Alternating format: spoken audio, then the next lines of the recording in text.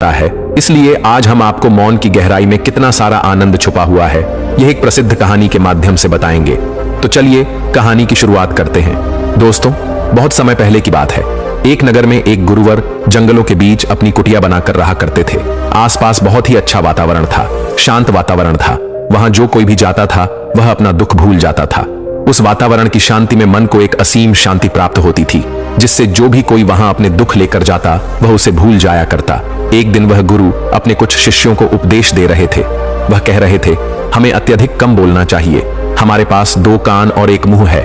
इसका अर्थ यह है कि हम जितना बोलते हैं उसका 2 गुना हमें सुनना चाहिए, और यही प्रकृति भी चाहती है। इसलिए उसने हमें इस रूप में ढाला है। इसलिए इस प्रकृति ने हमें 2 कान और 1 मुंह दिया है। तुमने देखा होगा कि इस प्रकृति में जिस भी पदार्थ की संख्या अत्यधिक है उस पदार्थ की कीमत उतनी ही कम है, और जो पदार्थ बहुत कम है उसकी कीमत उतनी ही ज्यादा है। और यही नियम हमारी जीभ पर भी लागू होता है। हम जितना कम बोलेंगे लोग हमारी बातों को उतना ही गहराई से समझेंगे, हमें उतनी ही गंभीरता से लेंगे। वह हमारी बात सुनेंगे, समझेंगे और हमारी इज्जत भी करेंगे। उन गुरु की यह बात सुनकर उन सभी शिष्यों में से एक शिष्य खड़ा हुआ और उसने उन गुरु से कहा, हे गुरुवर, आपकी बातों को बीच में काटने के लिए क्षमा चाहता हूं, लेकिन मेरा एक प्रश्न है, क्या मैं आपसे पूछ सकता हूं? इस पर वह गुरुवर कहते हैं, अवश्य पूछो, तुम क्या पूछना चाहते हो?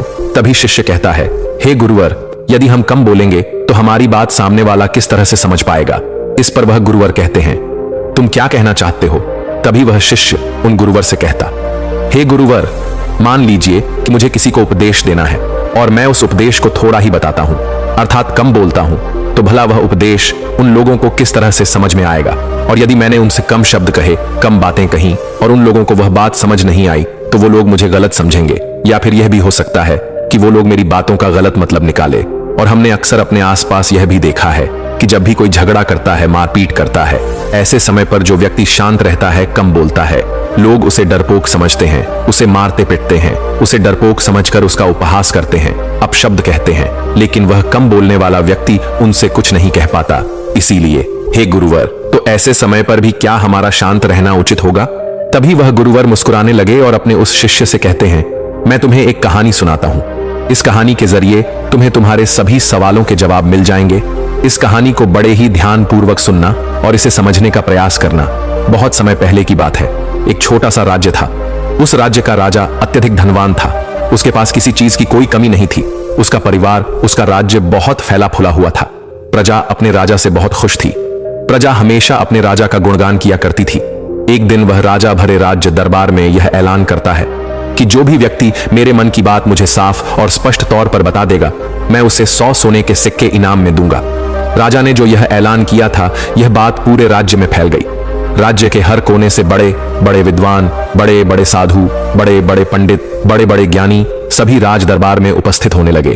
कोई कहता कि हे राजन, आप बहुत धनी हैं, तो कोई कहता आप बहुत विद्वान हैं। कोई उनकी राज्य की प्रशंसा करता तो कोई उनकी वीरता की गुण गाता। कोई उनकी प्रजा के बारे में कहता तो कोई उनकी ज्ञान की बातें करता। लेकिन सभी की बातें सुनकर राजा केवल एक ही बात कहता था, नहीं, इनमें से कोई भी बात मेरे मन में नहीं है। इनमें से कोई भी बात मेरे दिल की है ही नहीं।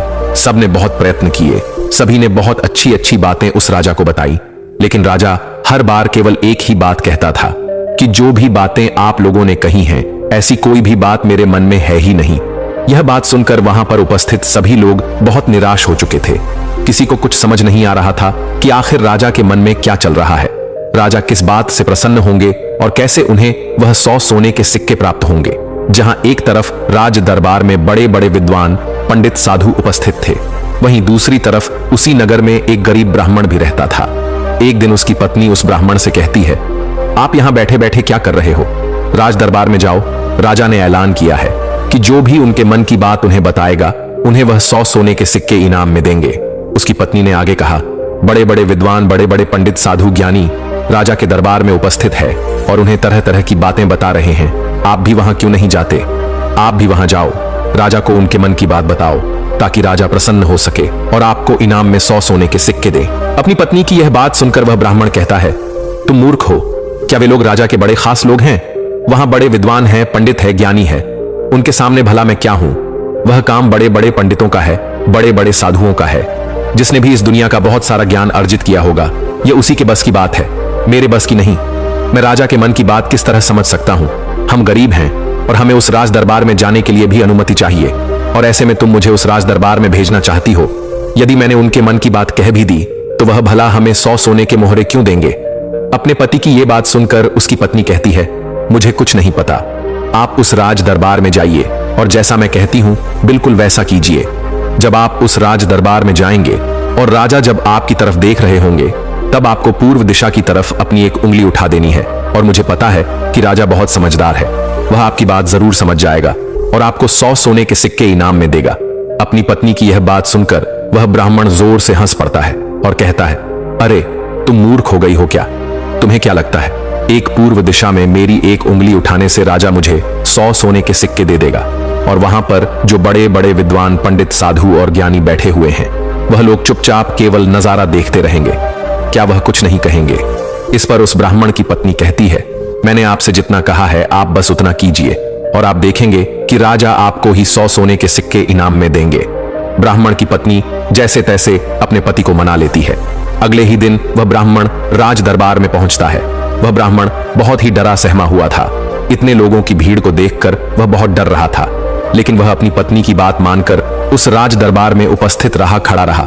जैसे ही राजा की नजर उस ब्राह्मण पर पड़ी, वह ब्राह्मण अपनी पत्नी की बात मानते हुए एक उंगली पूर्व दिशा की तरफ उठा देता है। राजा बहुत प्रसन्न होता है और राजा तुरंत ही उसे 100 सोने के सिक्के इनाम में देता है।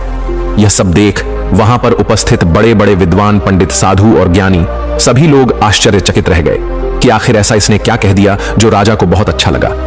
हर कोई यह सोचकर हैरान था कि इस ब्राह्मण ने तो केवल एक उंगली ही उठाई थी और इसे 100 सोने के सिक्के मिल भी गए। यह सब देखकर वहां पर उपस्थित हर कोई अचरज में था और वह ब्राह्मण अपने 100 सोने के सिक्के लेकर अपने घर लौट गया और खुशी खुशी वह 100 सोने के सिक्के अपनी बीवी के हाथ में रख देता है और कहता है, राजा ने मुझे यह 100 सोने के सिक्के इनाम में दिए हैं और जैसा कि तुमने कहा था, मैंने पूर्व दिशा की तरफ केवल एक उंगली ही उठाई थी, लेकिन मैं अब तक यह समझ नहीं पाया कि इसका अर्थ क्या हुआ। उस राजा को मेरी इस एक उंगली से क्या समझ में आया?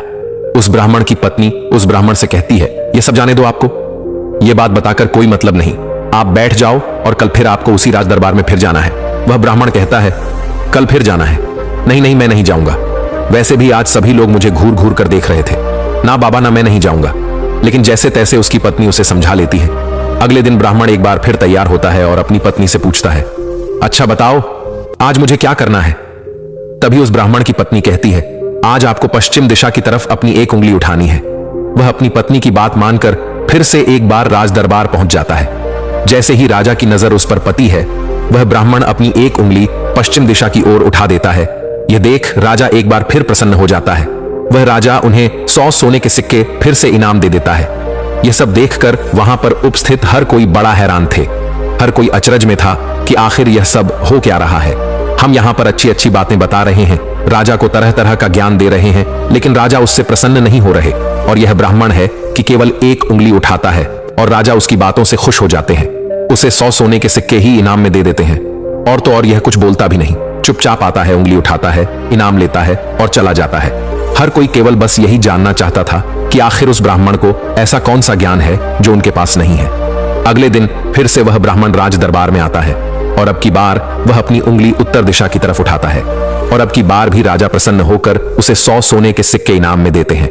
यह सब देख देख कर वहां पर उपस्थित हर बड़ा से बड़ा विद्वान थक चुका था। उन्हें कुछ भी समझ नहीं आ रहा था कि आखिर एक उंगली उठाने से राजा किस तरह से प्रसन्न हो जा रहे हैं। यह बात देखकर हर किसी ने यह तय किया कि अब यदि उंगली उठाने से ही उन्हें इनाम मिल सकता है, तो वह राजा के सामने बड़ी बड़ी बातें क्यों करें, बड़ा बड़ा ज्ञान राजा को क्यों बताएं। उससे अच्छा है कि वह सब मिलकर एक ही दिशा की तरफ उंगली उठाएंगे। सभी ने मिलकर यह तय कर लिया था। अगले दिन सुबह सुबह वह ब्राह्मण फिर से राज दरबार में आने के लिए तैयार हो रहा था और वह अपनी पत्नी से पूछता है, बताओ आज मुझे क्या करना होगा? इस पर उसकी पत्नी कहती है, आज आपको कुछ नहीं करना है, आज आप घर पर ही बैठे। उस दिन सभी ब्राह्मण, सभी विद्वान, सभी साधु संत वहां पर उपस्थित थे। राजा के आते ही सब खड़े हुए। जैसे ही राजा की नजर उनसे मिली, सभी ने दक्षिण दिशा की तरफ अपनी उंगली उठा दी। यह देखकर राजा को बड़ा क्रोध आया। राजा ने गुस्से में सभी पंडितों को, सभी विद्वानों को कारावास में डलवा दिया और यह देखकर वहां पर उपस्थित हर बड़ा से बड़ा विद्वान आश्चर्यचकित था। वह हैरान था कि आखिर हमने ऐसी क्या गलती कर दी जब वह ब्राह्मण अलग अलग दिशाओं में अपनी उंगली उठाता है तो उसे 100 सोने के सिक्के इनाम में मिलते हैं। और आज जब हमने एक साथ एक ही दिशा की तरफ अपनी उंगली उठाई तो हमने क्या गलत कर दिया? भला राजा क्या समझ रहा है? ऐसा कौन सा ज्ञान है, ऐसा कौन सा राज है जो हम नहीं जानते, जिसके बारे में हम में से किसी को कुछ नहीं पता? यह उंगली करने वाला कौन सा नया ज्ञान है जो हमने आज तक नहीं सीखा, जिसके बारे में हम में से किसी को आज तक कुछ नहीं पता? जब उन विद्वानों की पत्नियों को यह पता चला कि राजा ने उन्हें कारावास में डाल दिया है, तब उनकी पत्नी राजा के पास विनती करने आई कि वे उन्हें छोड़ दें, उनसे गलती हो गई। लेकिन राजा ने किसी की एक न सुनी। और जब उन सभी को यह लगने लगा कि राजा उनके पतियों को छोड़ने वाले नहीं है, तो वे सभी उसी ब्राह्मण के पास पहुंचे और वहां जाकर वह उनसे विनती करने लगे कि वह उनके पतियों की मदद करें, उन्हें कारावास से बाहर निकाले। राजा ने उन्हें कारावास में डाल दिया है और हमने उनसे कई बार विनती की, आग्रह किया कि वह उन्हें छोड़ दे, उनसे गलती हो गई, लेकिन राजा ने एक न सुनी। इसलिए हम सभी आपके पास आए हैं, कृपया हमारी मदद करें। उस ब्राह्मण ने और उसकी पत्नी ने सारी बातें ध्यानपूर्वक सुनी। उसके बाद उस गरीब ब्राह्मण की पत्नी राज दरबार जाती है और जैसे ही राज दरबार में राजा की नजर उस गरीब ब्राह्मण की पत्नी पर पड़ती है तो राजा अपनी 2 उंगलियां खड़ा करता है और तभी वह ब्राह्मण की पत्नी अपने पैर पर ताली मारती है। यह देखकर राजा तुरंत ही अपने अधिकारों को आदेश देता है कि जाओ, उन सभी को, कारावासियों को बाहर निकालो। यह सब देखकर वहां पर जो उपस्थित पंडित थे उनकी हैरानी का कोई ठिकाना नहीं रह गया था। उन्हें यह समझ ही नहीं आ रहा था, क्या आखिर यह कौन सी विद्या है, यह कौन सा ज्ञान है? कभी वह ब्राह्मण 1 उंगली खड़ी करता है, कभी राजा 2 उंगलियां खड़ी करता है और कभी यह ब्राह्मण की पत्नी अपने टांगों पर ताली पीटती है। आखिर यह सब चल क्या रहा है? आखिर यह सब हो क्या रहा है? सभी मिलकर यह तय करते हैं कि इसका जवाब तो हमें वह गरीब ब्राह्मण ही देगा। इसलिए सभी मिलकर उस गरीब ब्राह्मण के घर पहुंचते हैं और उन सभी पंडितों में से एक पंडित उन गरीब ब्राह्मण से कहता है, आप ही हमें बताइए, यह कौन सी विद्या है जो हम नहीं जानते? आपको भला राजा ने इतनी बार इनाम क्यों दिया? और जब हमने एक दिशा में उंगली उठाई तो हमें कारावास में डाल दिया, और जब हमारी पत्नियां हमें छुड़ाने आई, उन्होंने राजा से विनती की, राजा से आग्रह किया कि वह हमें छोड़ दें, लेकिन राजा ने उनकी एक ना सुनी। और जब आपकी पत्नी उसी राज दरबार में आती है तो उनके केवल एक आदेश पर, उनके केवल एक इशारे पर राजा हमें कारावास से छोड़ देता है। आखिर यह सब हो क्या रहा है? आखिर आपने यह सब कैसे किया? क्या आप हमें भी यह ज्ञान दे सकते हैं? क्या आप हमें भी यह विद्या सिखा सकते हैं? उन सभी की यह बात सुनकर तो ब्राह्मण उन सभी से कहता है, इसमें मैंने कुछ नहीं किया है, यह सब तो मेरी पत्नी का किया धरा है, यह सब ज्ञान तो उसने ही मुझे दिया है और उसने जैसा मुझसे कहा मैं वैसा करता चला गया। तभी वह ब्राह्मण की पत्नी उन पंडितों से कहती है, मैंने पहले दिन अपने पति को कहा था कि वह पूर्व दिशा की ओर अपनी एक उंगली उठाए और उन्होंने बिल्कुल वैसा ही किया, क्योंकि राजा का पूरा राज्य पूर्व दिशा में फैला हुआ है और पूर्व दिशा में उनका यह राज्य अटल रहे। कुछ यही बात राजा के मन में भी चल रही थी, जो राजा के दिल की बात थी। इसीलिए राजा प्रसन्न हुआ और राजा ने मेरे पति को 100 सोने के सिक्के दिए। दूसरे दिन जब मेरे पति आए तो मैंने उन्हें कहा कि तुम आज के दिन पश्चिम दिशा की तरफ अपनी एक उंगली उठाना, जिसका अर्थ यह था कि आपका राज्य सूरज के उगने से ढलने तक के बीच में आप ही का राज्य रहेगा। यह बात राजा समझ चुके थे, क्योंकि राजा बहुत ज्ञानी है। इसी कारण राजा ने फिर से प्रसन्न होकर मेरे पति को 100 सोने के सिक्के दिए। तीसरे दिन मैंने अपने पति को यह कहा था कि वह उत्तर दिशा की ओर अपनी उंगली उठाए और इन्होंने राज दरबार में बिल्कुल वैसा ही किया। उत्तर दिशा की तरफ उंगली उठाने का अर्थ यह था कि जिस प्रकार इस राज्य के जो पहले राजा थे उनका राज्य अटल था, ठीक उसी प्रकार आपका राज्य भी अटल रहेगा। और यह बात भी राजा के मन की ही थी, जिस कारण राजा ने प्रसन्न होकर उन्हें 100 सोने के सिक्के इनाम दिए।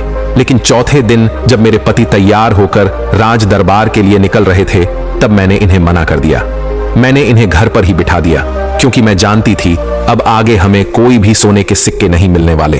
उनके मन की जो भी बातें थीं, वह हमने पहले ही कर दी थी। लेकिन उसी वक्त आप लोगों की मूर्खता के कारण आप सभी ने दक्षिण दिशा की तरफ उंगली उठा दी, और इधर तो राजा रावण का राज्य चला गया, उसे मार दिया गया था। इसलिए राजा ने इसे एक गलत निर्देश समझा, एक गलत संदेश माना और आप सभी को कारावास में डाल दिया। तभी उन सभी पंडितों में से एक पंडित यह कहता है कि यह सब तो ठीक है, लेकिन आपने हमें बाहर कैसे निकाला, जबकि राजा ने तो हमें बाहर निकालने से मना कर दिया था। तभी वह ब्राह्मण की पत्नी कहती है, जब मैं अपने हाथों में चारा लेकर राज दरबार पहुंची तो राजा ने 2 उंगली खड़े कर दी और मैं उनका संदेश समझ चुकी थी। इसलिए मैंने अपने हाथों से अपने पैरों पर ताली पीटी, जिसका अर्थ यह था कि यह तो केवल जानवर की जैसे हैं, यह तो केवल खाने वाले हैं। राजा का अर्थ यह था कि जानवर 2 प्रकार के होते हैं, सिंह वाले और बिना सिंह वाले। और मेरे ताली पीटने का अर्थ यह था यह तो बिना सिंग वाले हैं और इनसे आपको कोई नुकसान नहीं। यह तो केवल खाने वाले जानवरों में से हैं। यह आपको कभी भी नुकसान नहीं पहुंचा सकते और इसी कारण राजा ने आप सभी को कारावास से बाहर निकाल दिया। इतना कहकर उन गुरु ने अपनी यह कहानी यहीं पर समाप्त कर दी और आगे वह अपने शिष्यों को उपदेश देते हुए कहते हैं कि हम कम से कम शब्दों में भी किसी को बड़ा से बड़ा ज्ञान दे सकते हैं। इससे यह भी साबित होता है कि हम कम से कम शब्द बोलकर अपना ज्ञान किसी को भी समझा सकते हैं। लेकिन यहां पर एक बात और समझने वाली यह है कि जो ज्ञान अर्जित कर रहा है, जिसे हम यह ज्ञान दे रहे हैं, वह अभी उस ज्ञान को समझने वाला होना चाहिए, ज्ञानी होना चाहिए। तभी तो ज्ञान देने का हमारा मकसद पूरा हो सकेगा। अन्यथा हम चाहे कितने भी शब्द बोले, उसे कितना भी समझा ले, उसे कितना भी ज्ञान क्यों ना दे दे, हमारा मकसद कभी पूरा नहीं हो पाएगा, क्योंकि वह हमारी बातें कभी समझ ही नहीं पाएगा। वह तो एक जानवर की तरह होगा जिसे ज्ञान देकर हमारा कोई लाभ नहीं होगा। अज्ञानी को ज्ञान देकर हमें कोई लाभ नहीं। हाँ, यदि आप अज्ञानी को ज्ञान देना ही चाहते हैं तो इसका अर्थ यह नहीं कि आप ज्यादा शब्दों का उपयोग करें। आप बहुत कम शब्दों में भी उसे वह ज्ञान दे सकते हैं। आगे वह गुरुवर अपने सभी शिष्यों से कहते हैं कि हमें अपने जीवन में इन 5 परिस्थितियों में हमेशा चुप रहना चाहिए। जब भी कोई इन 5 परिस्थितियों के समय पर बहुत कम बोलता है या फिर बोलता ही नहीं है, तो ऐसे लोगों को इज्जत दी जाती है, उनका सम्मान किया जाता है, उन्हें एक अलग नजर से देखा जाता है। ऐसे लोगों को लोग ज्ञानी समझते हैं क्योंकि उन्हें पता है कब और कहां बोलना है और कितना बोलना है। सबसे पहली बात बताते हुए वह गुरुवर कहते हैं कि जब कोई व्यक्ति तुम्हारी भावनाओं को, तुम्हारे शब्दों को नहीं समझ पा रहा, ऐसी परिस्थिति में इंसान का चुप रहना ही उचित है। क्योंकि हम में से अधिकांश से लोग बेवजह ही अपने दुख, अपनी पीड़ा, अपनी तकलीफें लोगों के साथ साझा करने की आदत होती है। लेकिन वह यह नहीं जानते कि जिन्हें वह अपनी तकलीफें साझा कर रहे हैं, उन्हें आपकी तकलीफों से कोई मतलब नहीं। वह तो आपकी तकलीफ का फायदा उठाना चाहते हैं। वह तो आपकी तकलीफों को सुनकर मन ही मन में खुश हो रहे हैं, क्योंकि उन्हें अब यह पता चल चुका है कि जितना कुछ वह आपको समझते थे, जितना सुखी वह आपको समझते थे, आप अंदर से उतने सुखी हैं नहीं। आपका सुख चैन लुट चुका है और यह जानकर उन्हें बहुत प्रसन्नता होती है। वह बहुत खुश होते हैं और ऐसे समय पर वह आपका साथ भी छोड़ देते हैं, क्योंकि कोई भी एक दुखी व्यक्ति के साथ रहना पसंद नहीं करता। इसलिए जब भी ऐसी कोई परिस्थिति आए जब आपको लगे कि मुझे अपनी भावनाओं को, अपने शब्दों को किसी के साथ साझा करना चाहिए, तो ऐसे समय पर आप अपने कुछ करीबी खास परिवार के सदस्य हो या फिर कुछ ऐसे खास मित्रों से अपनी बात साझा कर सकते हैं जिन पर आपको पूरा यकीन हो। और अन्यथा यदि आप किसी और के साथ अपने मन की यह बातें साझा करेंगे तो वह लोग आपको बेवकूफी समझेंगे और ऐसे समय पर आप केवल मजाक के पात्र ही बनेंगे। दूसरी जगह जहां पर हमें चुप रहना चाहिए, जब हमें किसी विशेष मौके के बारे में अधूरी जानकारी हो, किसी विशेष घटना के बारे में जब हम नहीं जानते, जब हमें अधूरा ज्ञान हो, तो ऐसे मौके पर हमेशा चुप रहना चाहिए। हम में से अधिकांश लोगों को यह शौक होता है कि वे अपने ज्ञान का प्रदर्शन करें, लेकिन अधिकांश लोगों को आपने देखा होगा कि उन्हें उस विषय के बारे में अधूरा ज्ञान होता है, जिस कारण वह हर समय लोगों के बीच मजाक का पात्र बनते हैं। लोग उनकी खिल्ली उड़ाते हैं, उनका मजाक बनाते हैं और ऐसे व्यक्तियों को लोग कभी गंभीरता से नहीं सुनते, उन्हें कभी गंभीरता से नहीं लेते। जो भी बातें हमने इधर उधर से सुनी हैं, जिनका हमें ज्ञान नहीं है, उन बातों को लेकर हमें कभी भी दूसरों को नहीं समझाना चाहिए, ना ही अपनी बातों को दूसरों से मनवाना चाहिए। आगे गुरुवर अपने शिष्यों को तीसरी बात बताते हुए कहते हैं, जब कोई इंसान किसी दूसरे व्यक्ति की बुराई कर रहा हो तो ऐसे समय पर तुम्हें चुप रहना चाहिए, क्योंकि ऐसा व्यक्ति कभी किसी का नहीं होता। तुम जिस नकारात्मक बातों का हिस्सा बनने जा रहे हो, वह नकारात्मक बातें तुम्हारे मन में प्रवेश करती चली जाएंगी और धीरे धीरे यह नकारात्मक बातें तुम पर हावी होने लगेंगी और फिर तुम भी उसी की तरह नकारात्मक बातें सुनने लगोगे, सोचने लगोगे और करने लगोगे। इसीलिए कभी भी इन चीजों का हिस्सा न बने, क्योंकि जो व्यक्ति तुम्हारे सामने किसी तीसरे व्यक्ति की बुराई कर रहा है, ऐसा जरूरी नहीं कि वह तुम्हारी बुराई उस तीसरे व्यक्ति के सामने ना कर रहा हो। ऐसे व्यक्ति कभी किसी के नहीं होते, वह पीठ पीछे एक दूसरे की बुराई करते ही रहते हैं। इसलिए जब भी कोई व्यक्ति तुम्हारे सामने किसी तीसरे व्यक्ति की बुराई कर रहा हो, तो तुम्हें उसकी बातें केवल ध्यानपूर्वक सुननी है, लेकिन उस पर कोई भी प्रतिक्रिया नहीं देनी।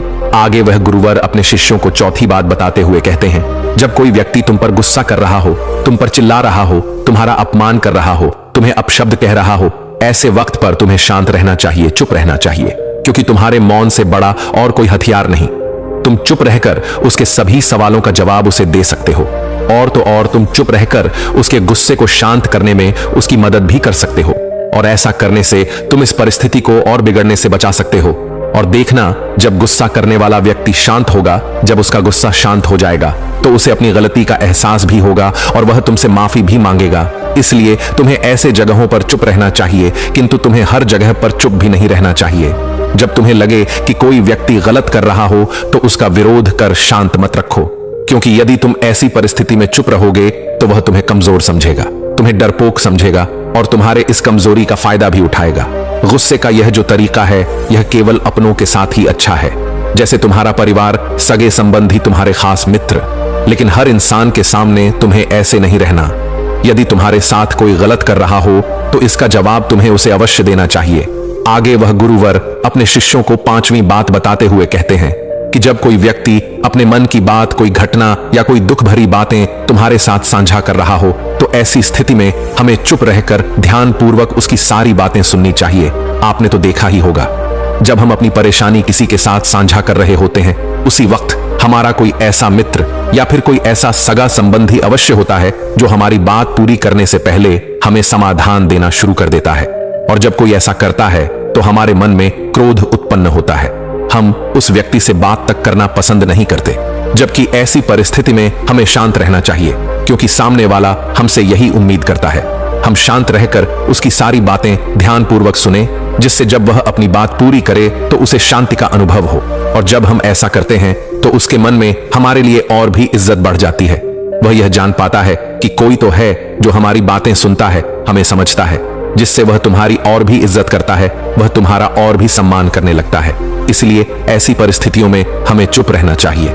इतना कहकर वह गुरुवर आगे कहते हैं कि इन 5 स्थितियों को हमेशा याद रखना, और यहां पर इंसान को हमेशा कम ही बोलना चाहिए, क्योंकि इंसान एक दुकान की तरह है और दुकान का ताला है हमारी जीभ। और जब इस ताले से हमारी दुकान खुलती है, अर्थात हमारे अंदर की बातें जब बाहर आती हैं, तभी पता चलता है कि यह इंसान अंदर से कोयले का है या फिर सोने का। इसीलिए कम बोले, लेकिन अपने शब्द की कीमत बढ़ा दे। और यह तभी होगा जब आप हर परिस्थितियों में सोच समझकर बोलेंगे, कम बोलेंगे और उचित बोलेंगे। दोस्तों, आज के लिए बस इतना ही। मुझे उम्मीद है आपको यह वीडियो जरूर पसंद आई होगी, और अगर आप नए हैं तो हमसे जुड़ने के लिए इस चैनल को सब्सक्राइब करना मत भूलिए। कल मिलते हैं अगले वीडियो में कुछ नए विचारों के साथ। इस वीडियो में बने रहने के लिए आपका बहुत बहुत धन्यवाद।